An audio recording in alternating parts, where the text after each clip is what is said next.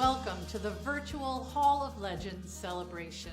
On behalf of the Hall of Legends Selection Committee and the Howard County Historical Society, I want to thank you for logging on to view this celebration of the Howard County Hall of Legends.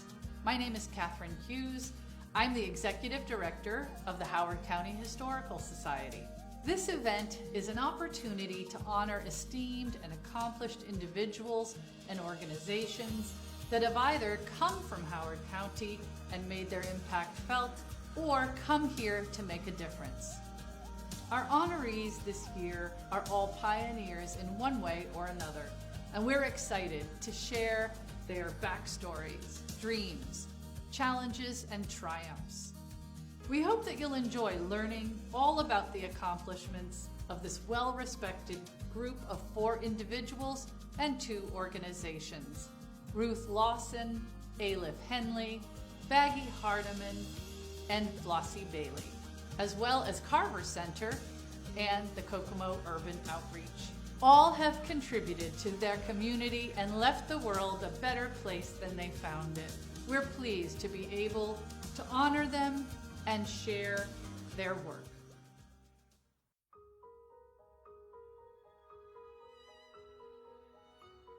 I'm Reverend Ruth Lawson, and I have been in town since 1983, and my position right now is in a retired position as Director of Church Relations with CAM, Coordinated Assistance Ministries, Inc. Well, I will say that my life is about God's calling. My father was a pastor who started churches, and so we moved a lot. I was born in Ashland, Kentucky. We lived in Allen, Kentucky, Wheelwright, Kentucky, Sarasota, Florida, and Lincoln Park, which is a suburb of Detroit, Michigan. He planted churches, began churches, and though the 3 that he planted besides the church we were in was a Spanish mission in Detroit and 2 other language churches. One of them I remember being Hungarian. My mother was really the person that led me into ministry. She was in charge of the youth group. Once a month she would take us down to Detroit to sing for a house where a woman was keeping 6 elderly people. Then also she would take us to Eloise, which was the mental institution in Detroit, and we each would take someone in the lockup unit and walk them around the grounds because they couldn't be without somebody. She would also take us to the center in Detroit that was helping people, and we would take the inner city children on trips, as in down to the Detroit Zoo, places like that. There's also another thing called VCY, Voice of Christian Youth. And that was a gathering that was downtown Detroit, and it was all Christian faiths together. So I will say she's the one that really opened my mind to the idea that the work of the church is to move outside of the church and to be the hands and feet and heart of Christ in this world. I began playing for the Spanish church in Detroit in a condemned building when I was 13 years old, so it's been 59 years. I will say that my husband and I was his wife, that my husband pastored churches and I was his wife in a church. And we pastored little churches. We pastored churches around in Garfield, Kentucky, Jefferson City, Tennessee, McCook, Nebraska, and Ashland, Kentucky, and Louisville area, and then Sullivan, Indiana. And then in 1976 was the first church job that I had the position. I was minister of music and youth at the church in Jeffersonville. From that position, I became involved with the Ministerial Association and taken to jail to visit there for a 12-year-old that was incarcerated. And at that point, there were some changes that needed to be made in that jail. And that developed into the Ministerial Jail Visitation Committee, which I understand is about people in visiting the jail that's still happening, so that's a good thing.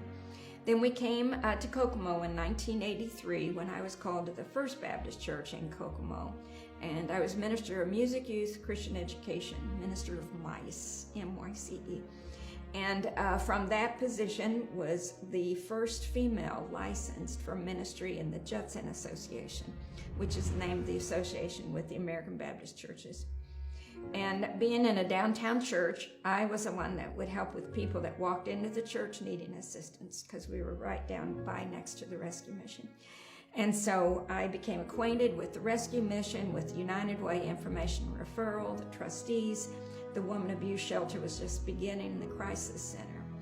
And then in 1984, through the Ministerial Association, with Pastor Ron Crump and Pastor Frank Kemper, we began the MUF Fund, Ministerial Utility Fuel Fund, which coordinates the monies donated to help people on their utilities. Then in 1987, the CPE program was about to close at then Howard Community Hospital. And so as a ministerial, we went to them and said, please don't do this. And they hired Larry Brandon, who was a CPE supervisor, but also a fundraiser. And that program continued in that hospital until 2018. Through CAM, our family has grown, and there's a family picture included, and that's a little outdated. It was from an anniversary, and the baby on my lap is now a freshman in high school. But we do have a family. And then on a Saturday around 2005, I was taking a client from CAM through the county home to see about her living there. And the kitchen staff came and said that the commissioners were looking at closing down the home on Monday. So I called Jean Lucian and I called the residents' families, and we all went to that commissioners meeting, and they did not close down the county home. And now it's Howard Haven, which is a thriving part of our community. So we did save the county home. In 2017, Bob and I retired from Liberty Baptist Church in Prairie Township. And so we were there for 26 years and retired from there. Was the executive director and founder of CAM for 26 years. In 1990, Jean Lucian, who was part of the trustees, he got a group together from the town, and I was one of them, to open a homeless day shelter. We found out quickly the need was for representative payees to help manage the Social Security check of people's. And trustees were not allowed by law at that time to do that. So Jean said, can you organize the churches and take over this drop-in center? And so in April of 1993, a client drew our logo for CAM, and it was a dove with a ribbon that said out of the dark and into the light. And a volunteer gave me a check for $1,000 and said, here's your first month paid for. And so in May of 1993, we began CAM on $1,000 and a step in faith. And then we found the building at 210 North Market and have been there. And God has provided for CAM throughout these years. And it's been 28 years since CAM has existed now. There was an article in the Kokomo Perspective with a mother, a daughter, and her son and his wife that were living under the bridge. And so Mary Carden read the story and called me to say, is there any way we could help? And so the daughter of that homeless family group, Mary Carden, and two other people besides myself began working on opening a family center, which would be for intact families, a mom and a dad with kids, father with kids. From that meeting, we found a home. Family Worship Center agreed that they would purchase the home for this CAM ministry. We found Joe Tackett, who was willing to lead the community in redesigning this house to be our Family Hope Center. And within a year, we raised $43,000 and matched up the rooms and garage and the barn with 17 churches and organizations in the city, and began their first family shelter, which was in 2009. And that once homeless daughter said, the hopes and dreams of today are the miracles of tomorrow. And CAM has always, from the very beginning, had homeless people on all boards and all committees because they know much better than we do about what is needed. So I really encourage organizations, if you're working for someone, have them on the boards to help you determine the direction and things you do. Well, at the present, I'm working on closure for 4 people who have passed to find families and things of that. My position is that retired physician from CAM, and after COVID, I will begin visiting churches again. And even now, we help to match up some churches with ministries that need to be met. In 2019, we began working on a movie about Cam with Mark Pappas and Brian Aspa with the AP 103 Productions. And that will be about Cam, about what churches can do and individuals working together to help meet needs in communities. And I believe that every community has needs and that churches can address these needs and great things can happen. I just want to say that I thank you for this honor and am humbled to be able to stand along with so many giants from our community. Thank you so very much.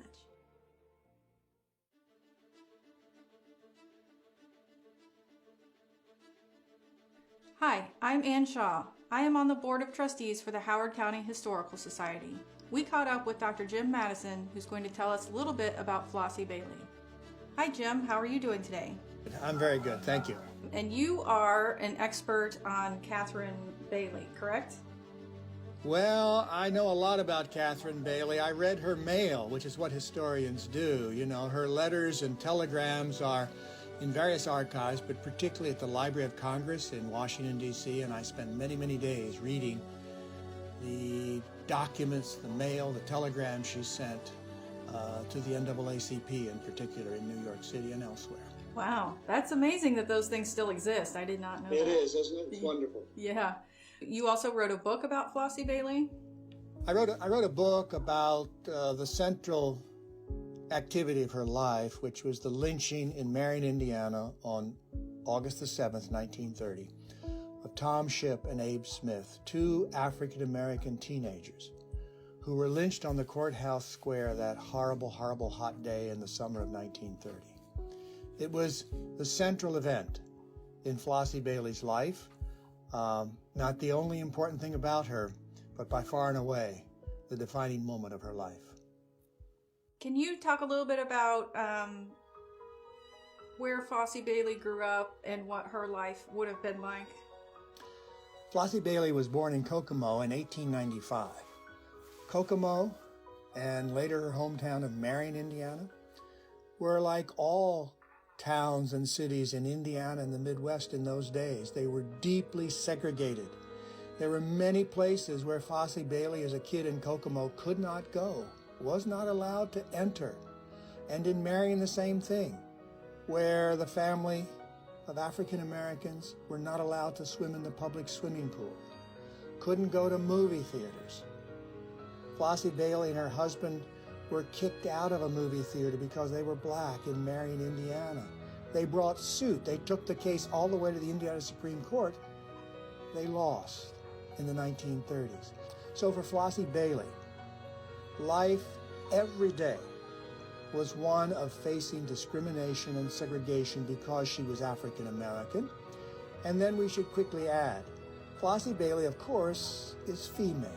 And for women in those days, there were gender restrictions of all sorts that kept women in inferior positions to men, that circumscribed their choices in their lives. Now, Flossie seems sort of like a force to have been reckoned with. Could you talk a little bit about what happened after the lynching? Right. Even before Shipp and Smith were lynched, Flossie Bailey knew that things were getting bad in Marion. There were all kinds of rumors and activities, and she called the police, not just in Marion, but in Indianapolis and elsewhere, and she asked for help to stop the violence that she feared was coming. Very little help was offered. After the horrible murder of these two teenage African-American kids, Flossie Bailey got on the phone, sent telegrams, wrote to, talked to, incessantly for weeks and weeks and weeks because, first of all, she wanted to protect the black community immediately after the lynching, where there were all sorts of threats. People drove by her house and deliberately backfired their cars to emulate the sound of gunshots. She got harassing phone calls. She feared that there would be further violence, and so she sought help. It took a long time for help to come, but eventually it did, and Marion settled down. But Flossie Bailey didn't settle down. She kept on going, she kept on pushing, because what Flossie Bailey wanted was justice. She wanted someone from that mob, from that lynch mob, brought to trial and convicted. And that's what she spent her immense energy doing for months and months and months. Now, it's my understanding, unfortunately, that did not result in a conviction of anyone. Is that correct? That's correct. I think Flossie Bailey was a great woman, but she suffered more defeats than victories. The greatest defeat of her life, I think, was the failure to bring anyone to justice. There were 2 trials of accused members of the mob, both by a jury of white men declared innocent. But Mrs. Bailey sat in those courtrooms in the Grant County Courthouse for every minute of both of those trials, sat in the front. She always dressed very sharply, very regal, big hats, beautiful outfits, a very beautiful, imposing woman. She knew what she was doing. She was engaging in a theatrical display. I'm sitting here watching you.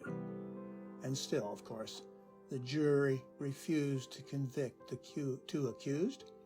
To this day, no one has been brought to justice for the murder of Smith and Shipp in 1930.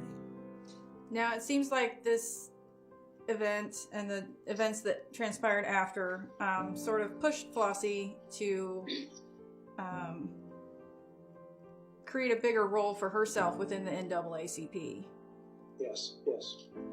Flossie Bailey, soon after she arrived in Marion with her new husband, Dr. Walter Bailey, began activating, urging, organizing a local branch of the NAACP, the great newborn civil rights movement. And she kept at that in the 1920s with small successes. But by the late 20s and early 1930, she had, as president of the Marion branch of the NAACP, had about 100 signed up dues-paying members.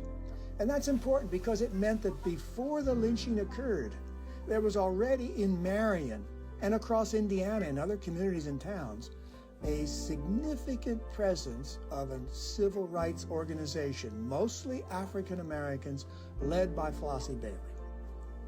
After the lynching, she just upped her NAACP activity. She, in 1930, became president of the Indiana NAACP and head of the whole state organization. And she worked to organize and invigorate branches around the state of Indiana. She was on the road, she was writing letters, sending telegrams, having meetings. The state headquarters were her home on South Adams Street. All kinds of people showed up, most of them African Americans, black lawyers, ministers, families. They couldn't stay in the Spencer Hotel in Marion because it would not take African American guests. So they stayed at the Bailey House. That became not only the headquarters, but the center of all kinds of African American community, legal, and political activities. The first thing she did as president of the NAACP was to push for a state anti-lynching bill. The first thing Flossie Bailey did as president of the NAACP was to push for a state anti-lynching bill. And the state was reluctant to do this. This seemed like big government to many Hoosiers, to many legislators. But she pushed and pushed. She went to see the governor. She took delegations to Indianapolis. She protested. She wrote letters. She hired lawyers. And in 1931, the Indiana General Assembly did pass a state anti-lynching bill with teeth in it. It was one of Flossie Bailey's great achievements. For that achievement of passing the anti-lynching bill, for her work in responding to the Marion lynching, in 1931, the National NAACP awarded Flossie Bailey its major award, the Madam C.J. Walker Award, for the best contribution by an individual to the organization's civil rights activity. It was a national distinction for Flossie Bailey in her work against this lynching and her organizing work for the NAACP. That's amazing. And she was just amazing. I was just reading about her again this morning, and she just blows my mind, you know? I would have loved to have met her. Oh, would I ever? There are descriptions of people who knew Flossie Bailey. I talked to some of those people. One said to me, oh, she was a hot rod. She was just a hot rod. One of my favorite descriptions of her is in a letter. She wrote a letter to the NAACP headquarters in New York City to one of the national organizers who she knew, William Bagnall. And it was a typical Flossie Bailey letter, full of all kinds of reports and details and asking them to do more for Indiana. And Bagnall wrote at the top of the letter in pencil, "What a woman!" Exclamation point. I wish we had one of her in every town. People knew, people who worked with her knew she was a hot rod. She was a woman of courage. She was a woman of determination. She worked as hard as a human being could work for the cause of justice and equality for all. So yes, Flossie Bailey, what a woman. Now, did she live the rest of her life in Marion? She spent most of her life in Marion. But her husband became ill in the late 1930s, and they decided to move to Indianapolis for medical care. He died in Indianapolis in 1942. She stayed there until her death in 1952 in Indianapolis. But her heart was in Marion, and Dr. and Mrs. Bailey are buried in the Marion Cemetery. She retained her connections to Kokomo, I should say. One interesting one is when she was fighting against the vigilante lynch mob in Marion, she believed that her telephone was tapped, that people were listening to her, and so she would drive over to Kokomo with friends and relatives to make her phone calls from Kokomo because she felt it was safer to be in Kokomo than in Marion. That's amazing. And smart. And smart. Oh, Flossie Bailey was a smart woman. I mean, again, I've read her letters. I've read her telegrams. She was smart, deliberate. She knew what she was doing. She was a very sophisticated person, very good at convincing people. It was hard to say no to Mrs. Dr. Bailey, as some people called her, or Flossie, as all her friends called her. So she leaves quite a legacy, not only for Marion, but for Kokomo as well, and Indiana, and the country. I think Flossie Bailey lives an amazing legacy for Marion, for Kokomo, for Indiana, for America. And I want to say again, her legacy was created in the context of discrimination and segregation and white racism that is hard for us to understand today, for white folks especially to understand the barriers that she faced because she was black, and the barriers that she faced because she was a woman were horrendous. The sensible thing to do would be to drop back, to lay back, to call it off. Her family was fairly well off. She had a good middle-class life. She didn't have to do this. But she didn't give up. She never gave up. She pushed and pushed until illness took over, and she could no longer write these letters and send these telegrams and make these phone calls. Well, thank you for speaking with me today about Flossie Bailey and her legacy here in Kokomo and Marion and Indiana. The Howard County Historical Society is very excited to induct her into the Hall of Legends in 2021. I'm delighted. I'm delighted that the Howard County Historical Society is doing that. I hope the people of Howard County, of Kokomo, of Indiana, have a chance to learn more about this fantastic woman. Flossie Bailey is one of my greatest heroes of all time. Mine too, now. Good.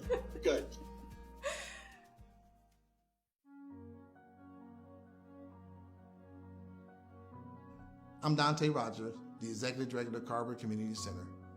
Reverend Perry was a minister, reverend here at Wayman Chapel, here at church, and he was also a principal of Douglas School.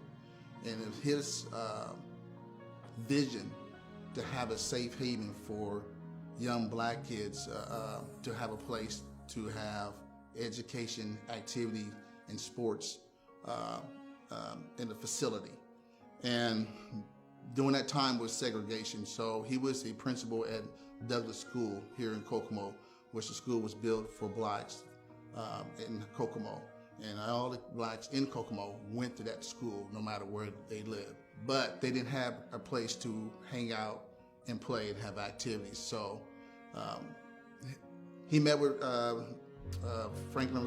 First Lady Franklin Roosevelt, and she came in. They suggested to build a facility for young black kids in the community. And that's how the vision started. And that conversation came about in 1940. And then between 1940 and 47, that's when Carver Center was built.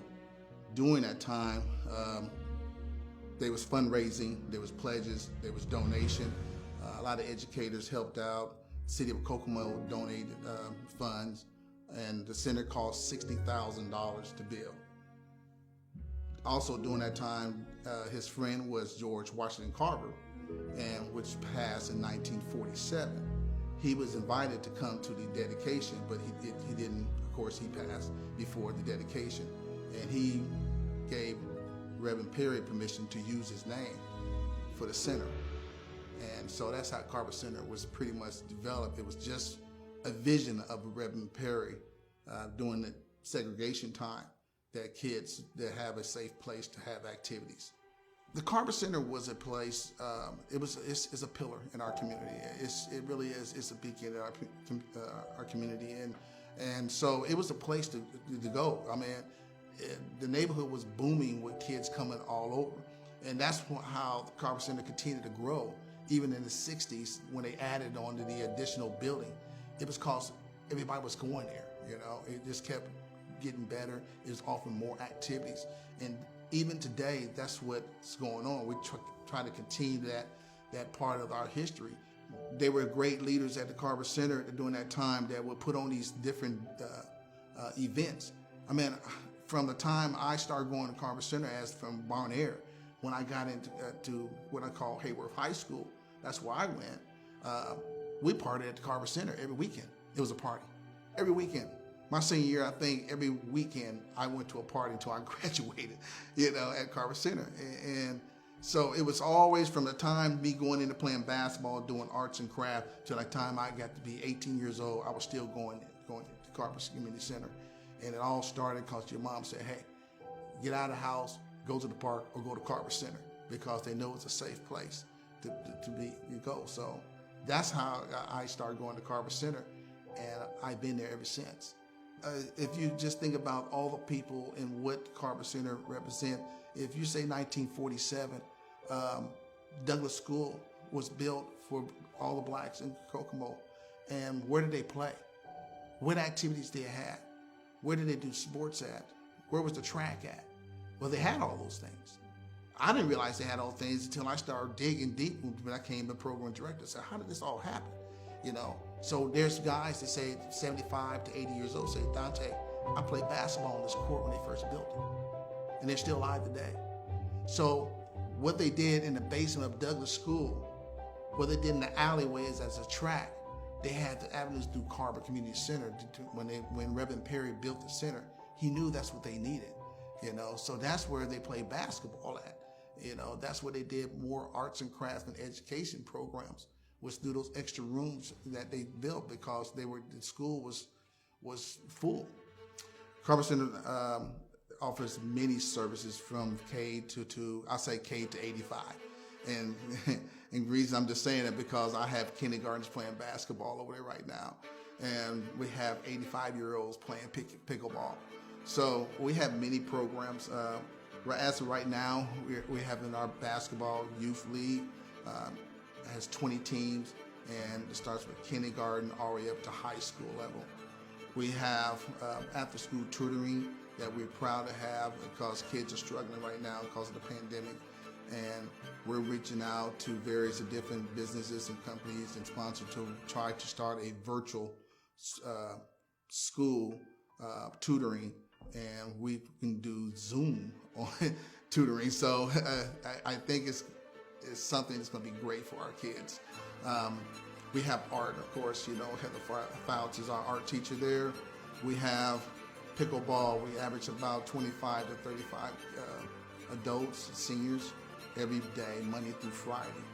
We have boxing is about ready to start back up. We have a certified USA boxing club at Carver Center. We have a robotic team, which we have a middle school, and we have a high school team. And so we have a great amount of balanced programs that we have going on right now. Well, I mean, it was difficult, because if you know about nonprofits, sometimes it can always be a struggle. When we shut down last year in March 16th, I remember clearly because I was there those 2 months in the center by myself, and reopened in June. And these nonprofits like the community center is based on grants, is based on memberships, sponsors, and donors. And if all those numbers drop, then you struggle. I mean, it's just being truthful about that's how we exist. And so we had to reach out to the government funds and stuff, and that helped us stay above water. And with some of our local donors, our local grant people, and United Way, your Community Foundation, your Center Townships, those people, businesses helped us out tremendously, because we would have had major issues if we couldn't reach out in our own neighborhood, our own backyard, I say, with a great community like Kokomo that helped us stay above water. And that's who we still deal with today. And we're back, members are coming back in. And so we're doing pretty well at this moment. But it was a struggle, it was a concern. You talk about anxiety attacks or whatever, because they never, you don't, it's the unknown. We have a great board to work with, and I have great advisors that I talk to all the time about what their thoughts. And we're very grateful to have good nonprofit organization in our community that we all work together, and we all sit around a table and talk about things like the pandemic and things how we can get more funds to each other and things like that. So I just love my community. It served such a big role from 1947 to 2021, and we're headed towards our 75th anniversary coming up, and hopefully we'll do something big, for the community to be involved with and to come out and stuff. And so I'm excited about it. I enjoy my job. I enjoy being a part of Carver. It's a part of my life, my family's life, and we want it to be around another 75 years. We are open. We are open from 9 to 6, and we have various different programs. We're looking to start up our adult basketball league, and that's the next thing we got on. And please support us during our fundraisers are coming up. We got Summer Celebration we're working on, which is our biggest one, is in Foster Park. It's food, lots of music, and lots of fun. And so those things are coming up, and just befriend us on Facebook, check our website out so we continue to put information out there for all walks of life. All walks of life. Carver Center is a community center. We know what it was built for, but now it's for all walks of life.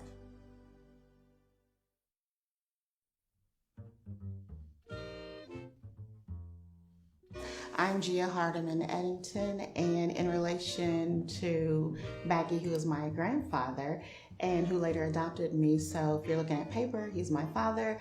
Biologically, he's my grandfather. He was an entertainer. He was a loving grandfather, father.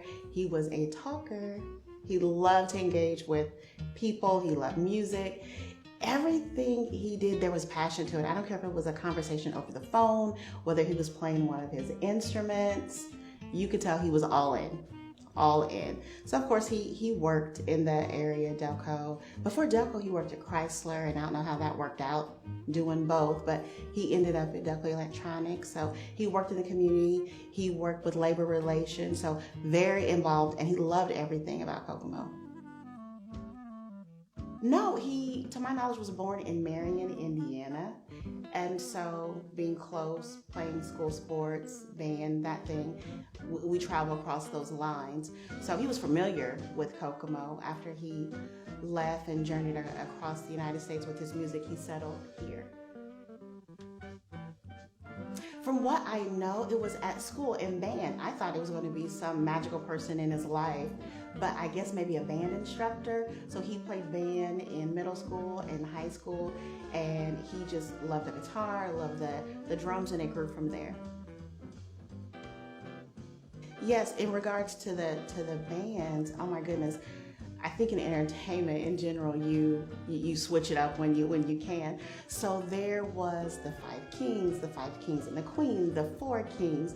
It went back and forth, which was a blast for me to read about. And he told me about it. However, being a kid, hearing that stuff, it's kind of like blah, blah, blah at the time. But it's so exciting relearning what he did, what he went through, how he got there. So the stories that I heard, somewhere along the line, he would always mention the Mississippi River. And he started down south, moved out east, and kind of worked his way back. So he was all over the place all the time. But if he had to choose where to be, he would have said out east was the place to go. And when he settled down after he retired from General Motors, his plan was to go out west with his buddy Jimmy Smith. And I think he thought they were going to play together or have some type of musical ending career together, and that just didn't happen. Early life, I knew that he was a single child. So he mentioned his mother, he mentioned his father, and his father was in the service. So he and his mother had a close relation. Being the only child, he was so big on family. It didn't matter if you were a stepchild or a distant cousin, everybody was family. And so he was big on that. He grew to love sports. Basketball was his thing. And so I have brothers and cousins that were into sports, and you couldn't tell him anything. They were the greatest thing. And so I was, being one of the only girls, I had, play a little sports as well, and I love sports now.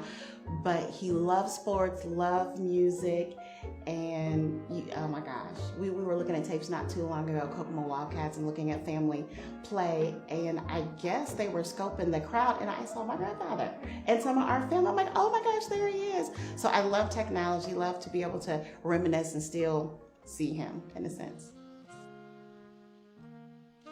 When you talk to him about the acting thing, I think I was in maybe 6th grade or something, and he says, hey, Chuck Connor's in town, you should come downtown with me. I didn't know who Chuck Connors was, and I don't think I was interested at the time.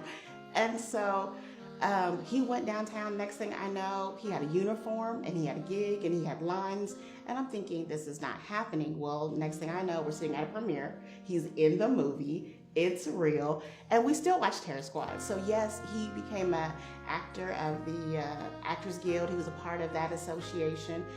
And to me at the time, it wasn't real, but there was royalty, so it was real. It was real, so that was cool. I think everybody has a nickname as an entertainer. I don't know where it came from, but he latched onto it.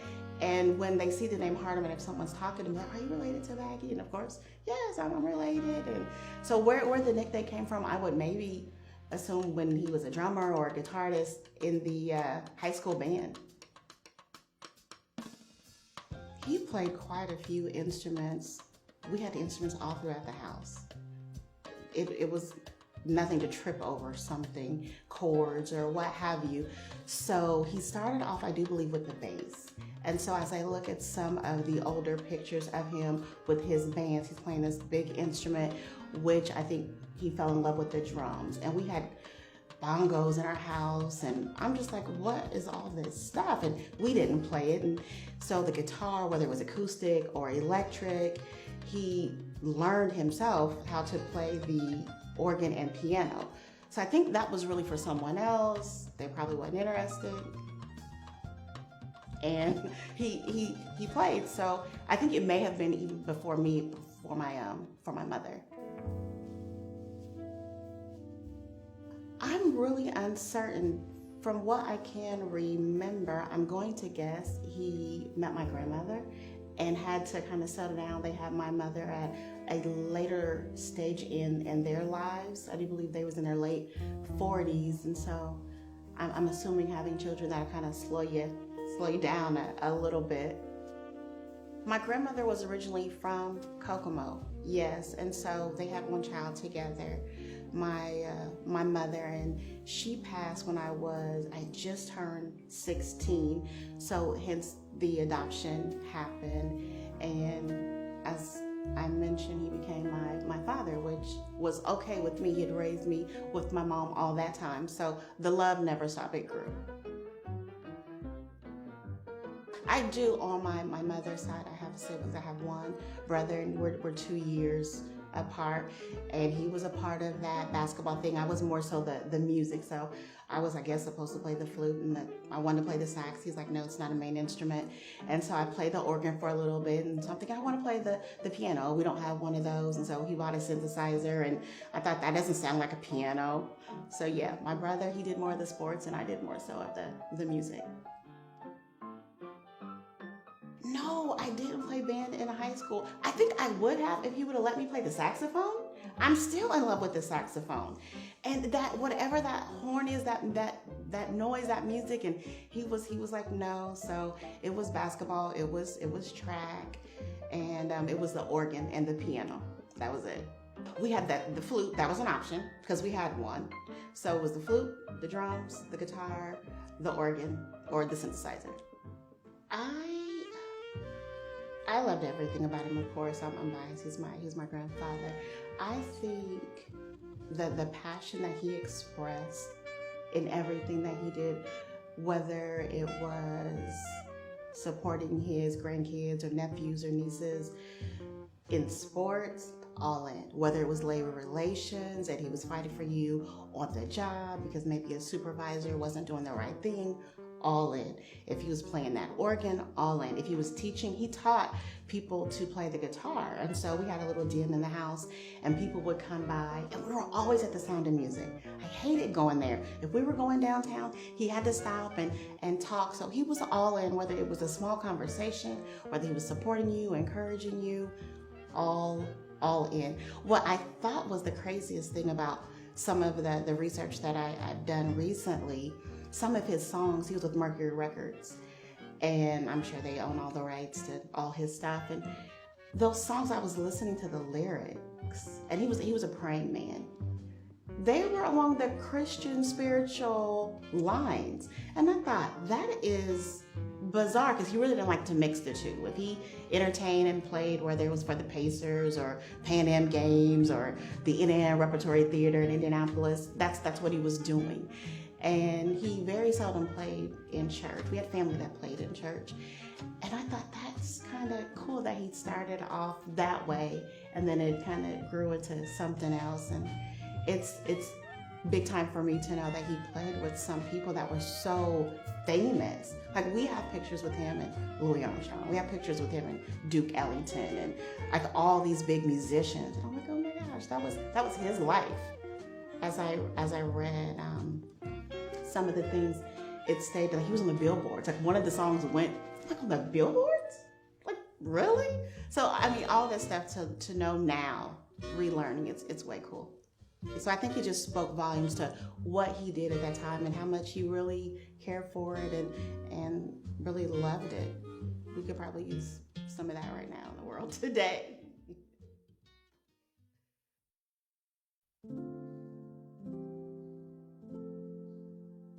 I'm Gil Porter. I'm a local history writer in Kokomo, Indiana. I began researching Mrs. Aleph Henley for the Howard County Historical Society Footprints publication, and it was to focus on the African American history in Howard County. The very earliest accounts of her in some of the early county history publications actually thought she was a white man. So we were able to disprove that, and the significant really connection point in the very first stages of the research was when we found her in the land records. And that's when we were able to determine she was the first African American by virtue of a land record. There was no one ahead of her in that collection. But then when we started working backward in her life, what we began to find, what was beginning to be revealed to us was absolutely extraordinary. And we just kept looking and looking and looking, and the more we found, just the wider her story and more inspiring her story became. And at some point, we realized as we were getting deeper into the research that we had really a remarkable story about someone here for Howard County history, not just African American, not just a woman, but Howard County history in general. What we found was going all the way back to slave records in Virginia. We know that she was owned by a white family. Originally, she was freed from the shackles of slavery in North Carolina in 1801. She stayed in North Carolina for at least 2 decades. She's in the 1830 census still in North Carolina. The migration of freed African Americans from North Carolina to Ohio, Indiana, Illinois, some of it's very well documented, particularly through Quaker records.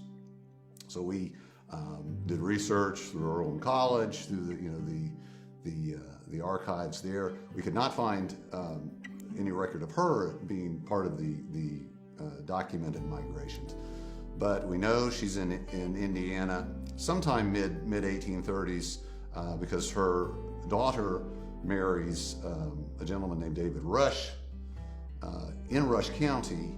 We have the marriage record from 1837. So now we know they're here.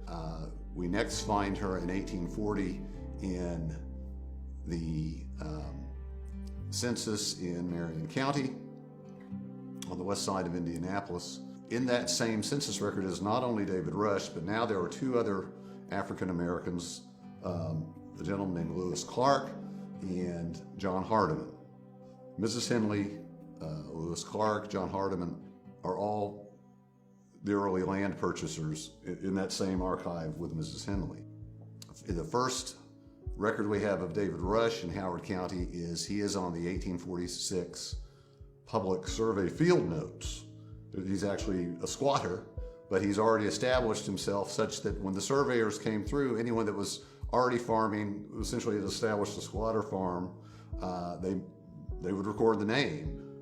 In the 1846 government records, there's David Rush, colored man, and his amount of his claim, and we then matched that up with the survey record or the land records for Mrs. Henley, and the properties are adjacent.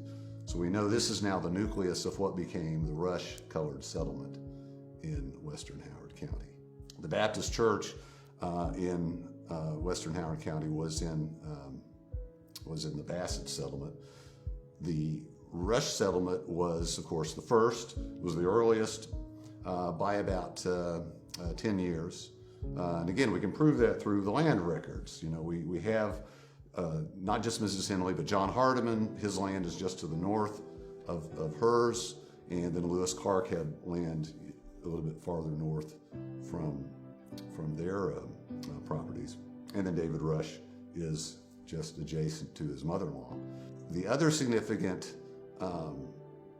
part of Mrs. Henley's story is not only did she pay cash for the 80 acres, paid it in full at the time of purchase, but she later deeded 3/4 of an acre of her property to the trustees of the African Methodist Episcopal Church with the express purpose of them building a church on this 3/4 of an acre. So essentially, and this became eventually the African American population of Kokomo, of course, established the church, but essentially it's the same church. So we can feel fairly confident in saying that's the start of Wayman Chapel AME Church in Kokomo. There aren't definitive dates on, when they really ceased to be a collection of people living as a community, just sort of the natural evolution of the younger generation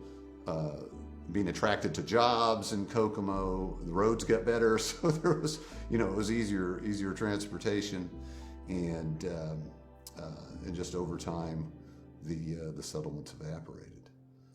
Well, I mentioned she deeded land for the start of the African Methodist Episcopal Church, and in fact, a building was built there on that land. This would have been in the rush-colored settlement. The building, which is long gone, would have been a frame structure that served as both the church and the school for the families in that area. And it did have a small cemetery, and many members of the Hardiman family are there. And it's a private church cemetery still. It is still the property of the church.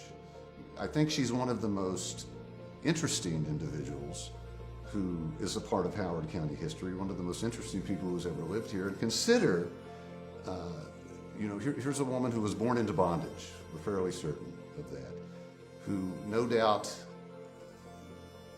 experienced unspeakable horrors, not just witnessed them, presumably we might have experienced some of them. We've established a birth date of around 1765. So by the time she came into what is now Howard County, she was 80 years old when she bought the land. So she was born the decade before the American Revolution, and she died the year the Civil War started. So her life is inspiring, and it is truly a testament to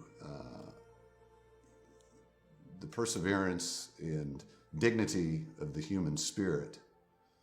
And she's well worth, very worthy of this recognition. Hello, my name is Sharon Reed, and I am the president of the Howard County Historical Society. Ayla Penley embodies for me a woman of character.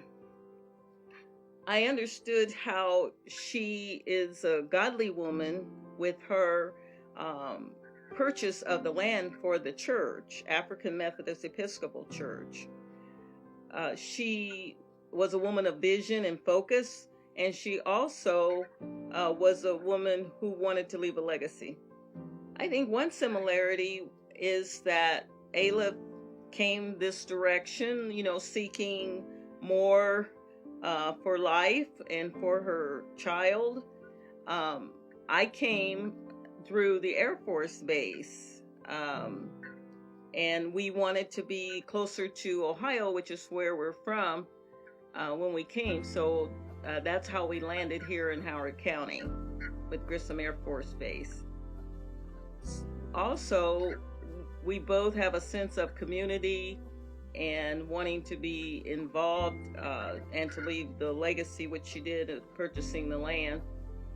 And I think we both probably wanted to do something to help people. I believe that she had more in mind. I'm not sure what all she did when she went to Indianapolis. I don't know. But for me, I just see her as a very purposed and focused and community-minded person. Well, one thing that was distinct in Ohio, the African Methodist Church, my grandmother was a charter founding member of that. And so we learned the history of it, fairly early. And when I was ready to leave home, got married, ready to leave home, one of my Sunday school teachers says, always look for the AME. And so, of course, when I got to Kokomo, I did that and immediately joined up with the African Methodist Church here in Kokomo. I was quite involved in the church. As a matter of fact, I co-chaired the building of the sanctuary that they now worship in with another person.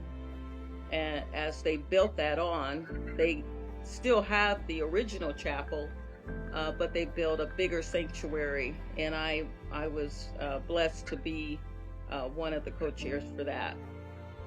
So down through the years, I worked with Wayman Church And as a matter of fact, I have one of my awards. You get many awards in life, but this one is very close to my heart because later, about 20 years later, they gave me the Christian Service Award from the Women of Wayman. And I really value that to be known for helping with the Christian aspect in the community. Differences between Ayla's Howard County would have been that they were just developing that area where they were with the settlements, and their community would have consisted of all of the people that were with them primarily. My Howard County now is very inclusive with many towns together as it grown over the years, and the communities are intertwined. Some live in other areas, work within Howard County and that sort of thing. I've thought about this a lot since I went out to the settlement and stood there by her headstone there. I love the idea that she was purposed in her life, and that she probably had suffered many things prior to that, but that didn't hinder her. And in my own mind and head, I'm imagining, what she looked like and, how she carried herself. I think she's an example, especially since this is Women's Month. She set an example for other women in a very big way. And I think that is really special for Kokomo. She was a leader because leaders motivate people to continue with the vision.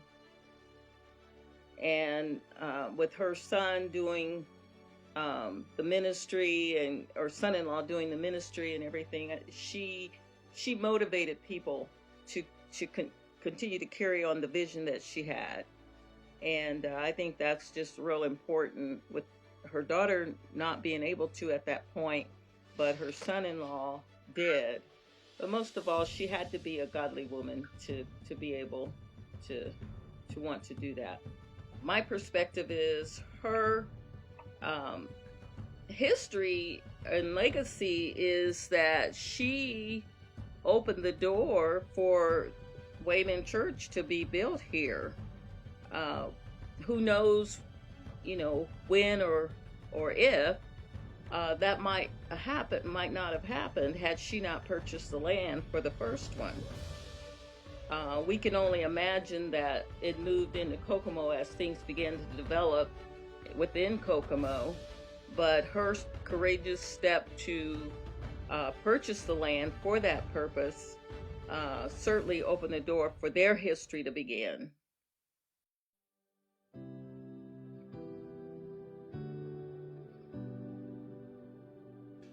My name is Jeff Newton. I am the Executive Director of Kokomo Urban Outreach, the home of the UP program.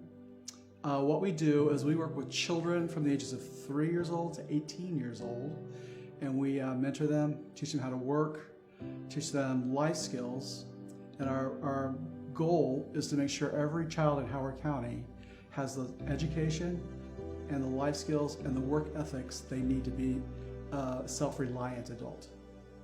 And so we start really young and we work our way up. I founded Kokomo Urban Outreach in 2006, 2005, 2006. We started in 2005. We were incorporated, became a nonprofit officially in January 2006.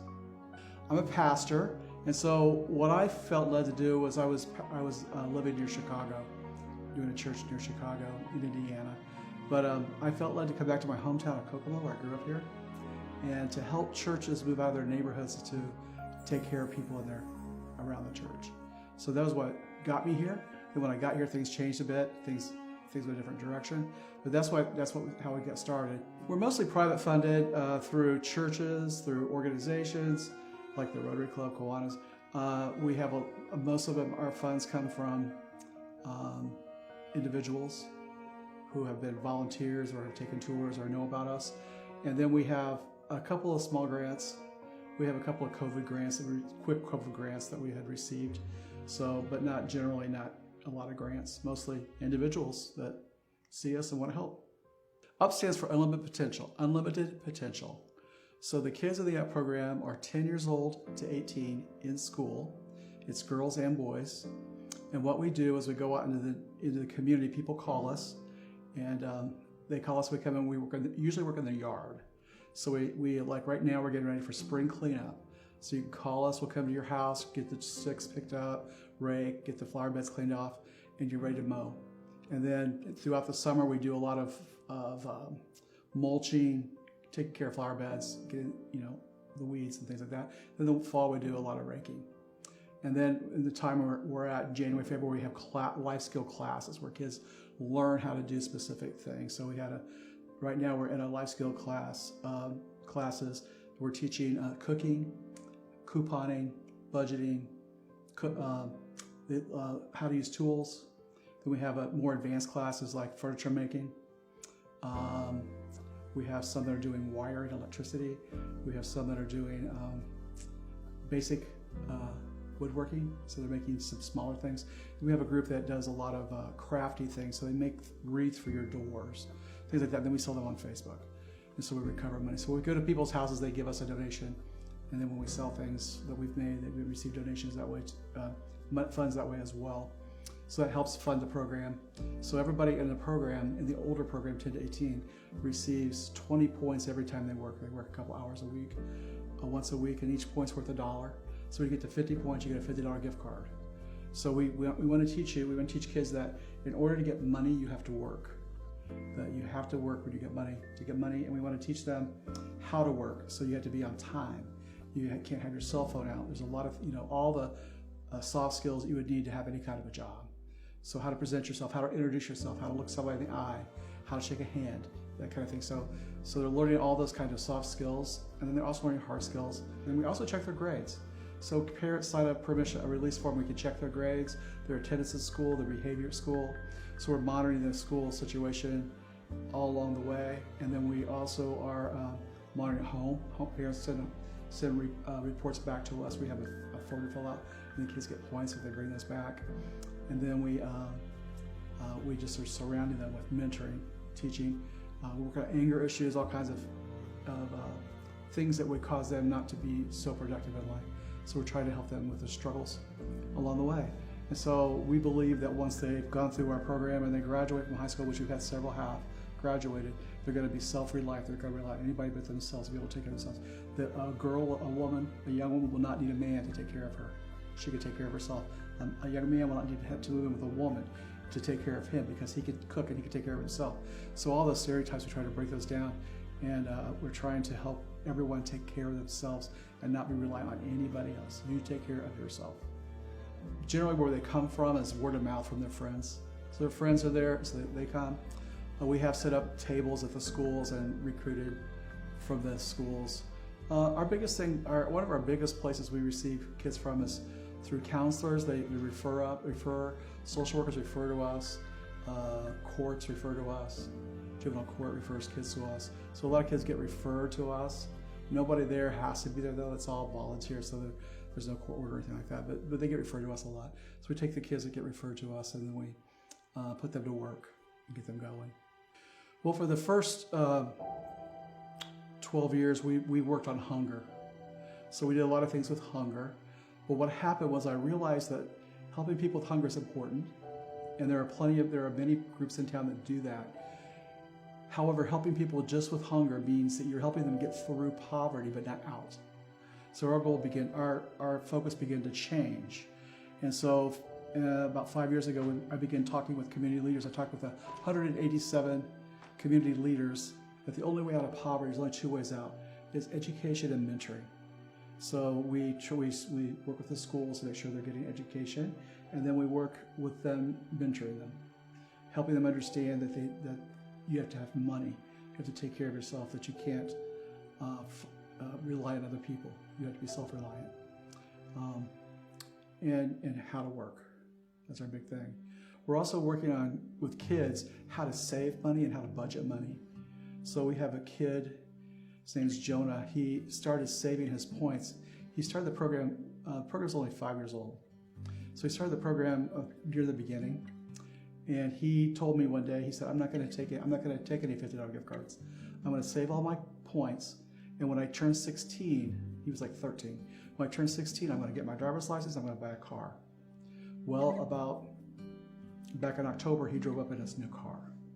So he had saved enough points to purchase a car.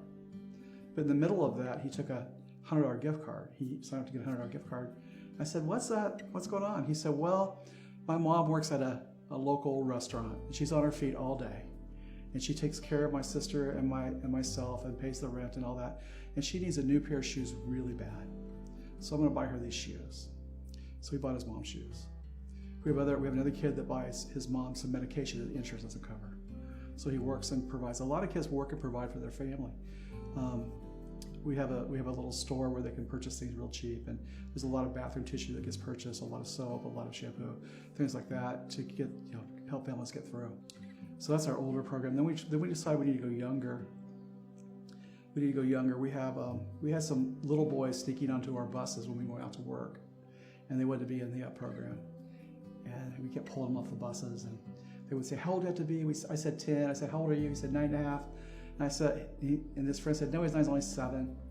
So I was talking to our staff member, Corrine, and he said, "We need to start younger. If we can get them even younger, then we could really get them to think about taking care of themselves." So we started something called Mini Up, and 3 to 9 year olds. And we divided them into groups, small groups, so they did 3 things. They went to a meeting where they learned about the 4 R's, and that's our big thing. Every in-up program is I'm respectful, I'm responsible, I'm reliable, and I'm ready. So every kid has that in their head. And so they learn about that and what that means. And then they do 30 minutes of work. And in the summertime, we have vegetable gardens. And so they planted the seeds or planted the little tomato plants, and then they tend the weeds, and then they harvest it, and they get paid. So the first year they received a brand new winter coat. And so I asked this little girl, I said, "Who gave you that coat?" She said, "Nobody gave me this coat," with a big attitude. "Nobody gave me this coat. I earned it myself. This is my coat." And when you earn something yourself, you take better care of it too. So we don't see the coats on the floor, we see them on the back of chairs, and it's just taken care of much better. But what they also, and they have other things that they do, they make things and we sell them, but they get $1 every time they work. So you're gonna get money. When you work, you get money. And then they eat. So we have community groups that bring in food and the whole meal, and so we eat in three shifts, and they come through and they eat. And we teach table manners that way. We teach how to eat properly, that kind of stuff. We had several kids when the school closed last March due to the pandemic. They were given computers that they didn't even know how to use them. Some of the kids didn't have electricity. Some of the kids didn't have internet. Some of the kids were living in cars. So how do you do e-learning if you can't get connected? So a lot of kids didn't do what they're supposed to do. They got passed anyway, and when we come to fall to go back to school, they really were behind. So we started with 26 kids at a learning center where they come to us. We provide the internet, the IT support, tutors, lunch, breakfast. So everything you would get at school, we provide that, but we also, and they zoom into their classrooms, so the teachers at the school, and they do the work that this teacher provides them, but we're there with them every day. And so we've had some kids that were able to go back to school. We got them caught up, they're able to go back to school, and that's what our goal is, to get them back in school. So we do what's called the Up Learning Center. And they also have Spanish classes, and we have Spanish class, we have gym class, and we have wood shop. So they all have some extra activities that they do when they have free time in between. So between the 3 things, that's what we do. We do the mini ups, the Up, and the Learning Center. I just want to thank the community for the support. Without the community, we wouldn't be here talking today. We wouldn't have been affecting lots and lots of kids every day. So I really appreciate what the community's done for us and the way the community has supported us along the way. It's been great. So I thank you all. Thank you for allowing us to be part of the Hall of Legends. That's really awesome as well. Thank you for watching this Hall of Legend virtual event. My name is Sharon Reed, and I am the president of the Board of Trustees for the Howard County Historical Society.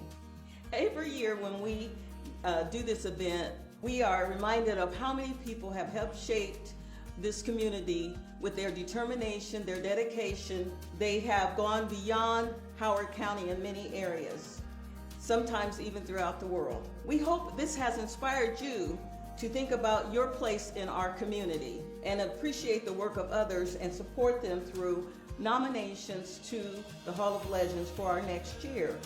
You can do that through our website. Thank you.